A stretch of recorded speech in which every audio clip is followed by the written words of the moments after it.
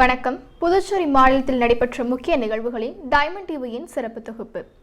காரைக்கால் மாவட்டத்தில் மின்னணு வாக்கு இயந்திரத்தின் முதற்கட்ட பரிசோதனை தொடர்பாக காரைக்கால் மாவட்ட ஆட்சியர் அலுவலகத்தில் காரைக்கால் மாவட்ட ஆட்சியர் ரவிபிரகாஷ் ஐஏஎஸ் அவர்கள் தலைமையில் ஆலோசனை கூட்டம் நடைபெற்றது.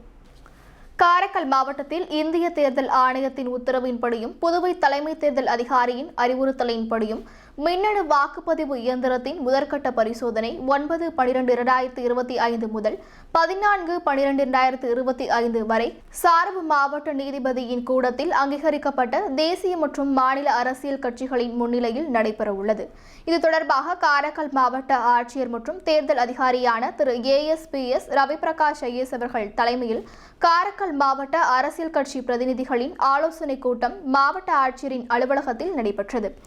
மேலும் இக்கூட்டத்தில் காரைக்கால் மாவட்ட சார்பு ஆட்சியரும் வாக்காளர் பதிவு அதிகாரியுமான செல்வி பூஜா IAS, வாக்காளர் பதிவு அதிகாரி திரு சச்சிதானந்தம், துணை மாவட்ட தேர்தல் அதிகாரி திரு செந்தில்நாதன், துணை வாக்காளர் பதிவு அதிகாரிகள் பொய்யாத மூர்த்தி, திரு ரமேஷ், தேர்தல் கண்காணிப்பாளர் திரு பாலு என்கிற பக்கிரிசாமி மற்றும் அங்கீகரிக்கப்பட்ட அரசியல் கட்சியின் பிரதிநிதிகள் ஆகியோர் இதில் கலந்து கொண்டனர். இக்கூட்டத்தில் மின்னணு வாக்குப்பதிவு இயந்திரத்தின் முதல்கட்ட பரிசோதனை செயல் விளக்கம் பற்றி விளக்கமாக அரசியல் கட்சி பிரதிநிதிகளுக்கு தெரிவிக்கப்பட்டது. மேலும் மேலே குறிப்பிட்ட தினங்களில் அரசியல் கட்சி பிரதிநிதிகள் தவறாது கலந்து கொண்டு முதல்கட்ட பரிசோதனை சிறப்பாக நடைபெற உதவுமாறு கேட்டுக்கொள்ளப்பட்டது. புதுச்சேரி அரசு காரைக்கால் கல்வித்துறை சார்பில் மண்டல அறிவியல் கண்காட்சி நடைபெற்றது. காரைக்கால் மாவட்டத்தில் பள்ளி மாணவர்களுக்கு இடையே அறிவியல் மனப்பான்மையை வளர்க்கும் வண்ணம் ஒவ்வொரு ஆண்டும் அறிவியல் கண்காட்சிகள் நடத்தப்பட்டு வருகின்றன. அதுபோல் இவ்வாண்டு காரைக்கால் மாவட்ட பள்ளிகளுக்கு இடையேயான மண்டல அறிவியல் கண்காட்சி காரைக்கால் கல்வித்துறை சார்பில் கோவில்பத்தில் உள்ள உயர்நிலை பள்ளியில் நடைபெற்றது. இக்கண்காட்சியை மாவட்ட சார்பு ஆட்சியர் பூஜா IAS அவர்கள் தொடங்கி வைத்தார்கள். அதனைத் தொடர்ந்து மாணவர்கள் காட்சிப்படுத்திய அறிவியல் படைப்புகளை சார்பு ஆட்சியர் அவர்கள் பார்வையிட்டு படைப்புகளின் விவரங்களை மாணவர்களிடம் கேட்டறிந்தார். மேலும் மாணவர்கள் காட்சிப்படுத்திய அறிவியல் படைப்புகளில் ஆழ்துளை கிணற்றில் தவறி விழும் குழந்தைகளை காப்பாற்றும் கருவி, விவசாய பல்நோக்கு கருவி, போக்குவரத்து நெரிசலை கட்டுப்படுத்தும் அறிவியல் படைப்புகள், சோலார் பேனல்களை கொண்டு மின்சாரம் தயாரித்தல், இயற்கை விவசாயம், காலநிலை மாற்றத்திற்கு ஏற்ற வகையிலான அறிவியல் படைப்புகள் என பல வகையான அறிவியல் படைப்புகள் காட்சிப்படுத்தப்பட்டன. இக்கண்காட்சியில் காரைக்கால் மாவட்டத்தில் உள்ள அரசு பள்ளி, அரசு உதவி பெறும் பள்ளி மற்றும் தனியார் பள்ளிகளில் இருந்து 267 மாணவர்கள் கலந்து கொண்டனர். மேலும் மண்டல அளவில் நடைபெற்ற இக்கண்காட்சியானது இன்று தொடங்கி 5/12/2025 அன்று முடிவடைய உள்ளது.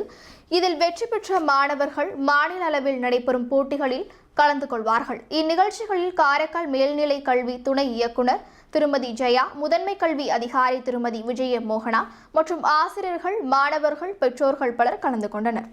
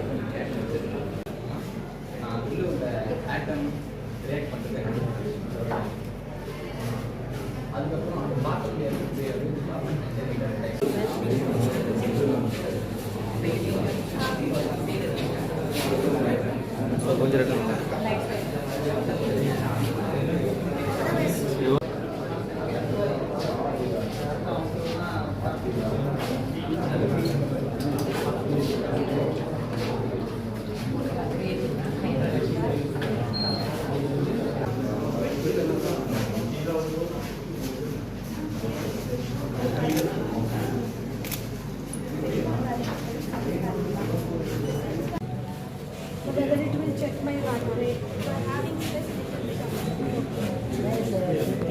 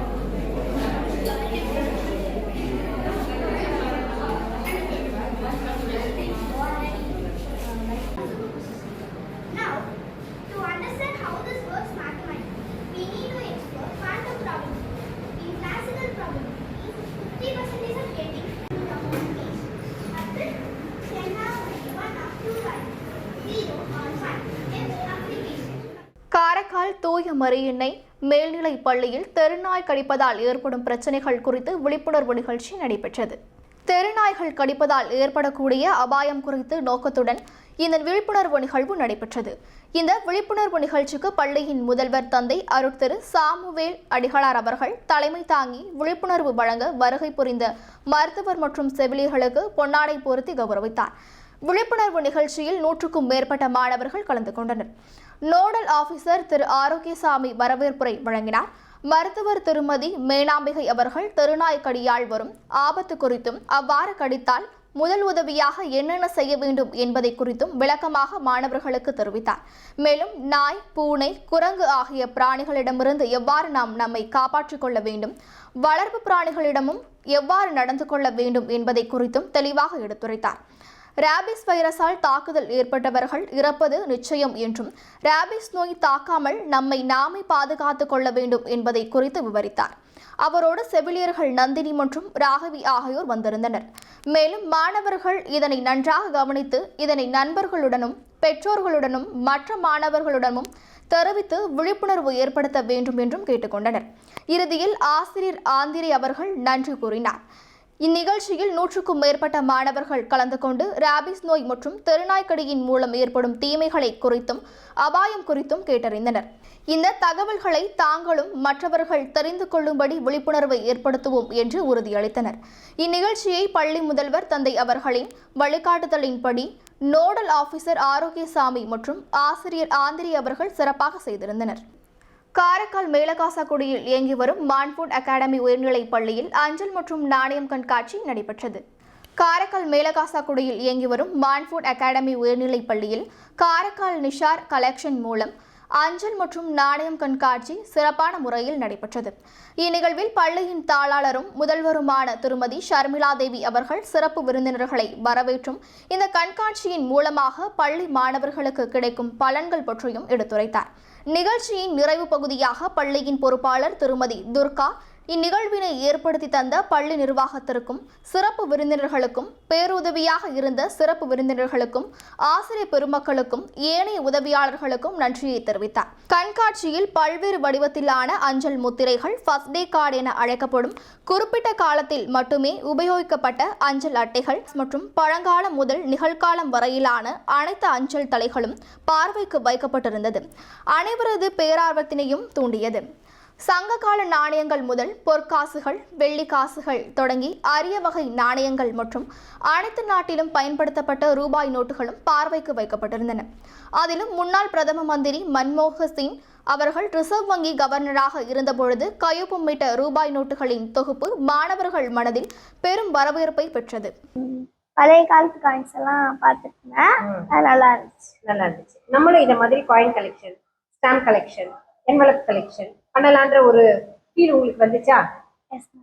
புதுச்சேரியில் போலி மருந்து விவகாரத்தில் அரசை கண்டித்து காரைக்கால் JCM மக்கள் மன்றம் சார்பில் 200க்கும் மேற்பட்டோர் கண்டன ஆர்ப்பாட்டத்தில் ஈடுபட்டனர். புதுச்சேரியில் கோடிக்கணக்கான போலி மருந்துகள் பிடிப்பட்ட சம்பவம் மாநிலம் முழுவதும் பரபரப்பு ஏற்படுத்திய நிலையில் போலி மருந்து தொழிற்சாலை தொடர்பாக புதுச்சேரி அரசு விசாரணை நடத்த வலியுறுத்தி புதுச்சேரி JCM மக்கள் மன்றம் சார்பில் புதுச்சேரி அரசுக்கு எதிராக மாநிலம் முழுவதும் போராட்டத்தில் ஈடுபட்டு வரும் நிலையில் இதன் ஒரு பகுதியாக புதுச்சேரி மாநிலம் காரைக்கால் மாவட்டத்தில் புதுவையில் போலி மருந்து தொழிற்சாலை தொடர்பாக புதுச்சேரி அரசு விசாரணை நடத்த வலியுறுத்தி காரைக்கால் பேருந்து நிலையம் அருகே JCM மக்கள் இயக்கம் சார்பில் 200க்கும் மேற்பட்டோர் கண்டன ஆர்ப்பாட்டத்தில் ஈடுபட்டனர். பாதுகாப்பு இல்லை, பொதுமக்களுக்கு பாதுகாப்பு இல்லை, விளையாடாதே, மக்களின் வாழ்க்கையில் விளையாடாதே.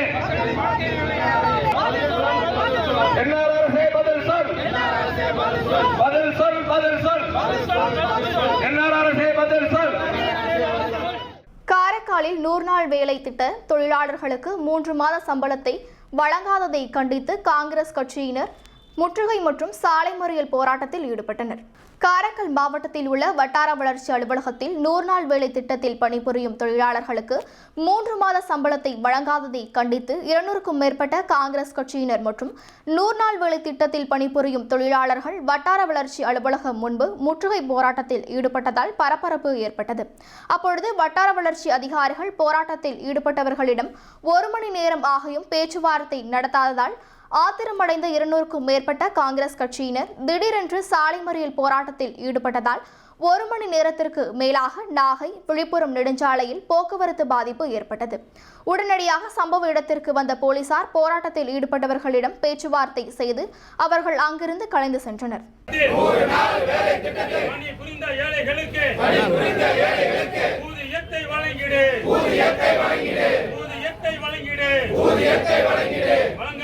முடியாவிட்டால் பதவி விலகி ஓடிடு.